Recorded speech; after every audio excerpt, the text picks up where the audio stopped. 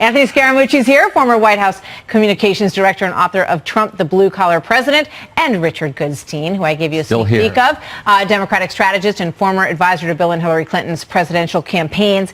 Great to have you both with us. So, you know, good. Shake hands. Say hi, everybody. Of course. So Richard, before we start beating on each other, we might as well say well, you know, I mean, when you look at where this is going, so now it's almost like, I was watching all this, reading all this morning, it's like, you know, before the fact, anything that the president decides he is going to look into will be, oh, see, now he's using his Justice Department to investigate everybody. When the question that's actually now being investigated is whether or not President Obama did that during the last campaign. Right. So here's what I don't understand about that narrative. George Papadopoulos was, in the words of Lewandowski, Donald Trump, a liar and somebody they'd never heard of.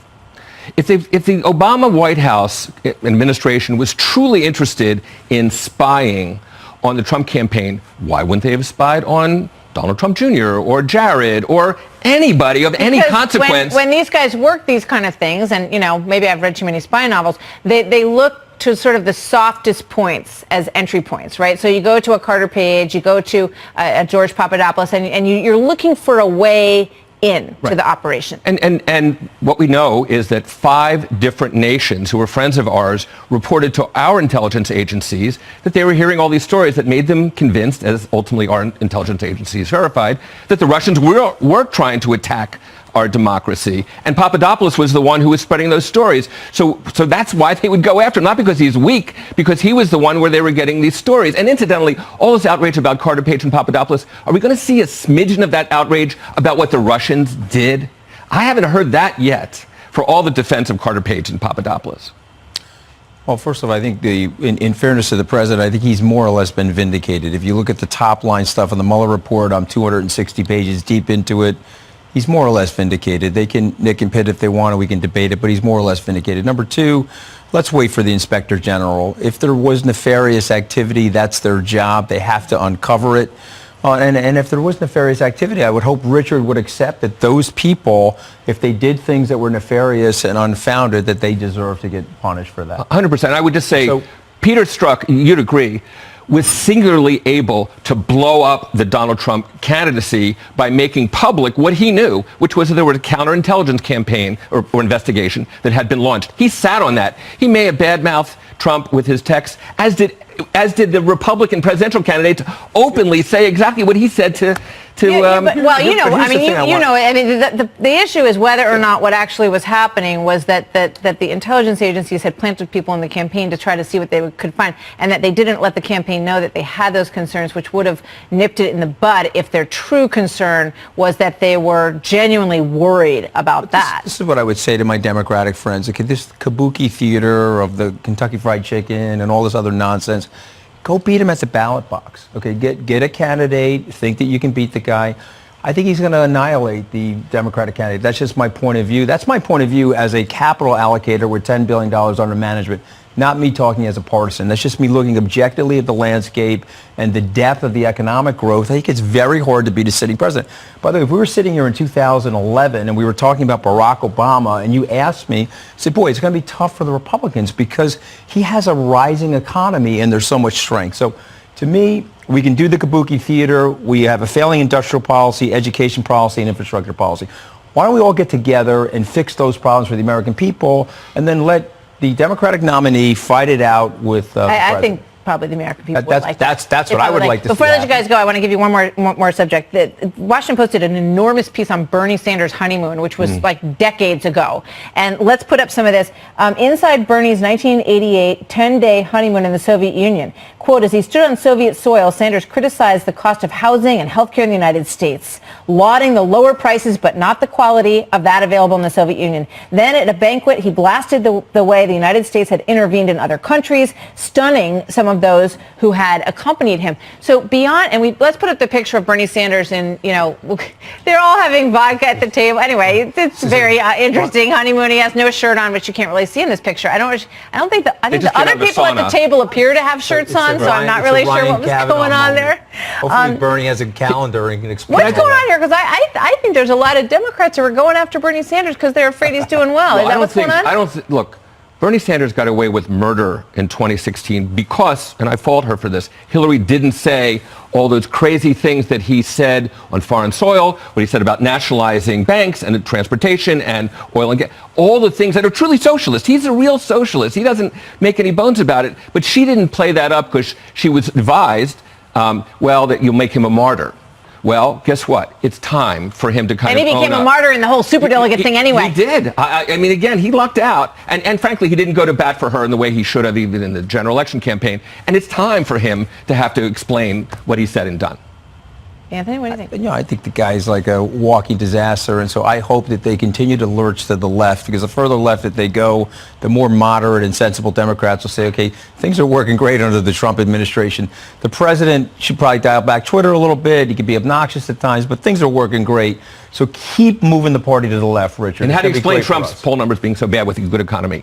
Because it's just the way the people view Trump right now. It's sort of the reverse Bradley effect. You know that, and I know that. There were precincts that said that they weren't voting for him, and they came out in size, and he won the presidency. If you want to go about the poll numbers, I wouldn't do that, because we're repeating history. But 2018, people said exactly what you said in the run-up to it, and Democrats cleaned the Republicans' clock. Yeah. But not in the Senate. Gotta go. We picked up seats in the Gentlemen, Richard, thank you. Thank you. Congratulations on your new engagement. Thank you. Anthony, great to see you. Thank you very much, guys. Have a great weekend.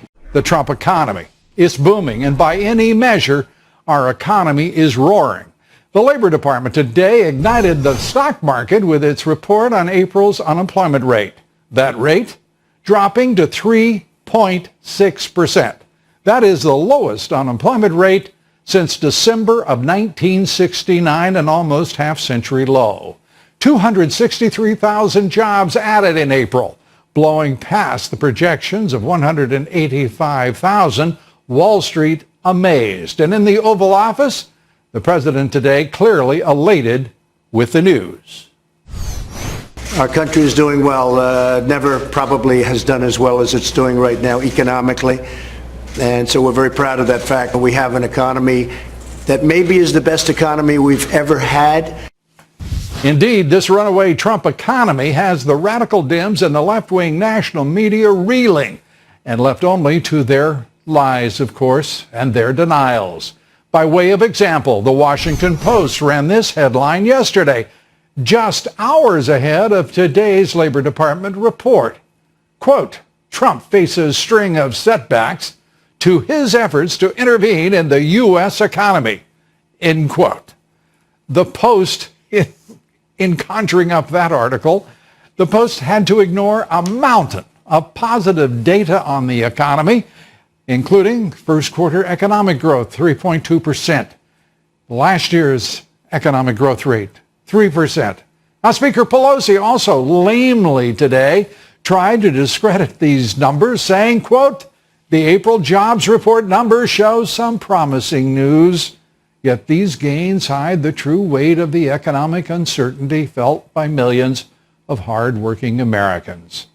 Really pathetic. Pelosi ignoring the 3.2% average pay increase over the past 12 months, the growth of our middle class, a middle class that shrank under 8 years of President Obama. Americans are prospering across the board. In April, female unemployment dropped to 3.1%. That is the lowest unemployment rate for women since 1953. Latino unemployment down to 4.2%, a record low for Hispanics. Asian American joblessness matching a record low of 2.2%. Unemployment for Iraq and Afghan war veterans. Are you ready? A record low of 1.7%. The president's performance is simply, truly historic. Bringing good-paying jobs back to this country, the American worker once again prospering. And so are our families. Joining us tonight, Herman Cain, business executive, former Republican candidate for president. Herman, great to have you with us. And I am delighted to see you. What do you make of these numbers, this economy? We're talking about a president who has added $9 trillion to the stock market. $9 trillion. Lou, I am glad that you shared these numbers with the public. The Democrats' denial all starts with the denial that President Trump won the presidential election. That fueled Trump hate. That fueled more Democrat denial. And that fueled more Democrat lies. They don't want to recognize these numbers because they in no way want to give this president credit for having the policies and the leadership that has generated this era of prosperity that we are enjoying now. And so they continue to be in this state of denial. But the good news is that I hear from a lot of people as I travel, the people that support Trump and are looking at results, they are not being deterred and they are not abandoning ship. We must stay the course, and I believe that this administration is going to stay the course. All right, this administration has already set the course, and the future that that this president has envisioned from the moment he decided to run for office is clearly within our grasp. What he has accomplished is historic. There is no president in his first 2 years in office who has come close to this president's performance on the economy, on a host of other achievements. Let's turn to you mentioned the denial of the radical Dems. We are now at a point, it's clearly a point at which this president has been vindicated by the special counsel. The Democrats tried to savage, I mean, it was absolutely outrageous what they did to the radical Dems, to the Attorney General of the United States, William Barr, and preposterously doing so as if they weren't lying through their teeth, that they hadn't been lying to the American people about this president, about collusion, about obstruction, about anything that they could conjure up again. We're talking about 2.5 years of lies, and they're trying to call the Attorney General a liar as they twist the truth and distort reality? The Democrat lying started back with Obamacare. Remember all of the promises we were made about Obamacare, and none of them came to fruition? Secondly, now we know that Obamacare is a abysmal failure. They lied about that. Now they want to try to put the blame on the Republicans and the president. That's simply not going to work. And then trying to demagogue and destroy the credibility of Attorney General Barr is the only lie they have left. And that's not going to work. Would you, I talk to people all the time. Let me just ask you, I mean, would you, if you were going to savage someone, accuse him of lying when he was speaking the truth straightforwardly, had done everything in his power as a new Attorney General to be transparent and to deliver the report, I think perhaps the least redacted report from any government agency I've seen in a very long time, and accuse him of lying and distorting reality? I mean, as we watch Maxine Waters with her nonsense, we watch Blumenthal, Senator Blumenthal, continue to try to... he is so filled with bile, I don't understand how they wheel him into a Judiciary Committee hearing. It's extraordinary to watch the performances. Senator Hirono of Hawaii. Yes. Who are these people? We watch them with the Kavanaugh hearings. The left has become a gang of liars, conspirators, and much to answer for. The only word that can describe their reaction is the word desperate. They are desperate to try and do something to discredit this president and now the Attorney General. That's the only way you can explain it.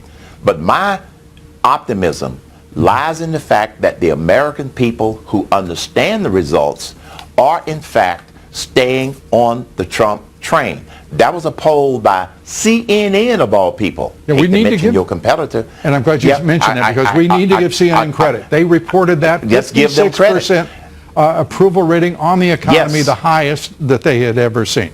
They had a hard time saying that, but they had no choice. That's a change. This was from a poll that they basically orchestrated. Right. And so it says to me that the American people are not stupid.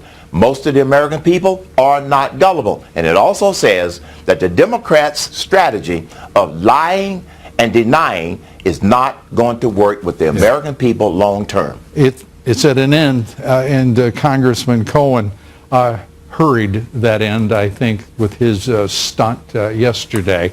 Herman Cain, as always, it is great to see you. Also, we Good to want see to you, Lou. great to see you. We want to give some credit to the New York Times too for the first time, it seems, in a very long time, acknowledging and reporting reality.